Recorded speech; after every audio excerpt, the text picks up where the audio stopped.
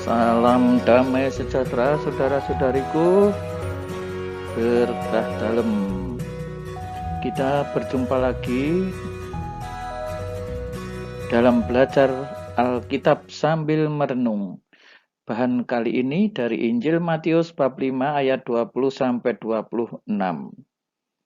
Ya, seorang murid Yesus harus mempunyai nilai lebih. Ya, sebelumnya mohon dibantu untuk subscribe dan share ke saudara-saudari teman-teman kita. Dari Tuhanlah pertolonganku channel. Nah, di dalam Injil Matius bab 5 ayat 20 disebutkan, jika hidup keagamaanmu tidak lebih benar daripada hidup keagamaan ahli Taurat dan orang Farisi, kamu tidak akan masuk ke dalam kerajaan surga. Ya, jadi tuntutannya itu sangat tinggi ya, dari para murid Yesus harus mempunyai nilai lebih. Ya. Ahli Taurat dan orang Farisi ini sebenarnya tekun ya dalam mentaati aturan hukum ya, terlebih-lebih yang berkaitan dengan hukum Taurat ya, tetapi ya, hanya sebatas di situ saja ya, seringkali hanya mementingkan formalisme.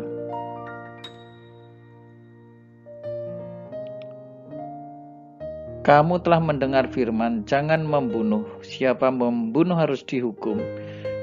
Nah, ini ternyata firman jangan membunuh ini aturan sudah sejak zaman dulu ya, nenek moyang aja sudah punya aturan seperti ini. Jadi ini aturan lama. Siapa membunuh harus dihukum, ya jelaslah ya, karena apa?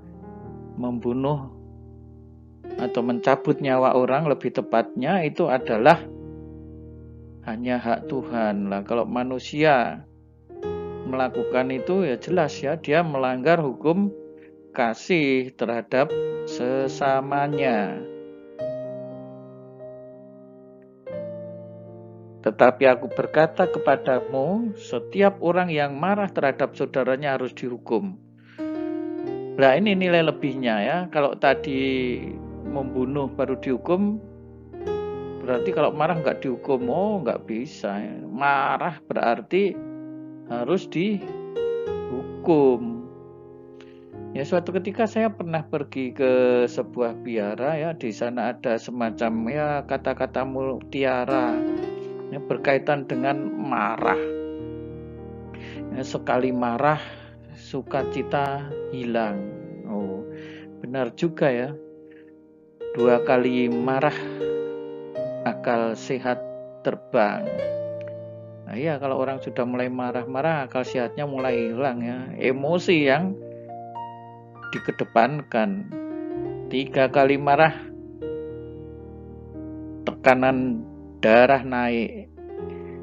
Coba aja kalau orang hanya marah, tekanan darah naik, saraf-saraf banyak yang putus ya. Manusia itu punya miliaran saraf ya. Putus 10 itu tidak terasa ya, tetapi kalau terakumulasi terus-menerus ya, nah masa tuanya jadi pikun nanti.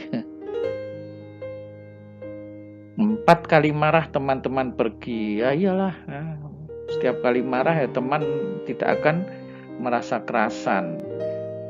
5 kali marah jadi cepat tua. Nah, makanya itu kalau ingin awet muda jangan marah-marah. Apa-apa bisa, yang nggak bisa cuma marah.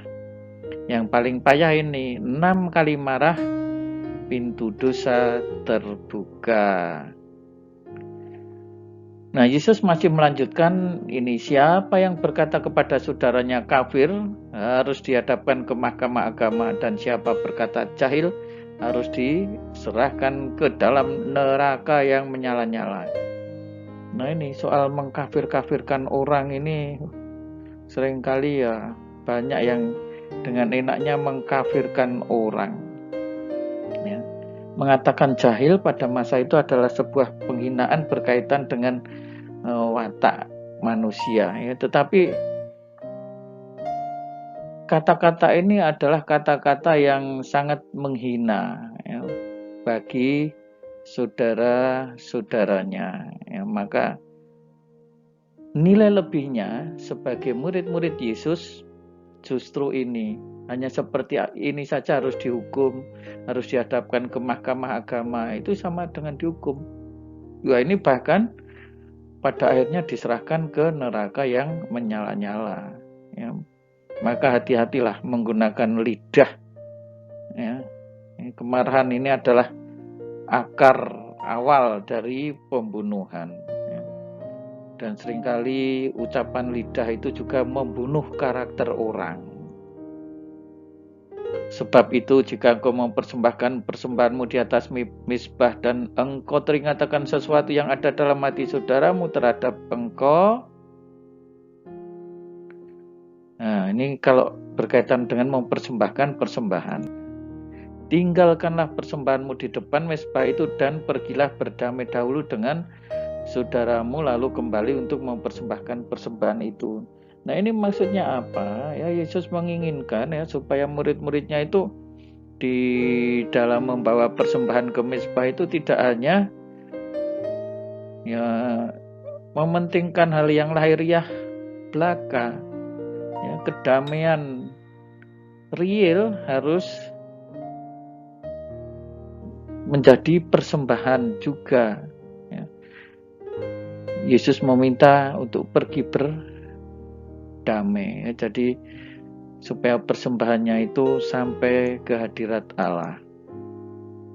Nah, ini segeralah berdamai ya, supaya lawanmu jangan menyerahkan engkau kepada hakim dan hakim menyerahkan engkau kepada pembantunya dan engkau dilemparkan ke dalam penjara. Ya, sesungguhnya engkau tidak akan keluar dari sana sebelum engkau membayar hutangmu sampai lunas. Nah, saudara-saudari, yang bagian ini Yesus tidak menginginkan ya supaya apa itu yang kita lakukan itu ya, berkaitan dengan ibadah jangan hanya formalisme belaka. Nah, kiranya itu saja. Selamat merenungkan. Tuhan Yesus memberkati berkah dalam. Saudara-saudari sekalian, pekerjaan saudara, aktivitas saudara, keluarga saudara dilindungi dan diberkati oleh Allah yang Maha Kuasa, Bapa dan Putera dan Roh Kudus. Amin.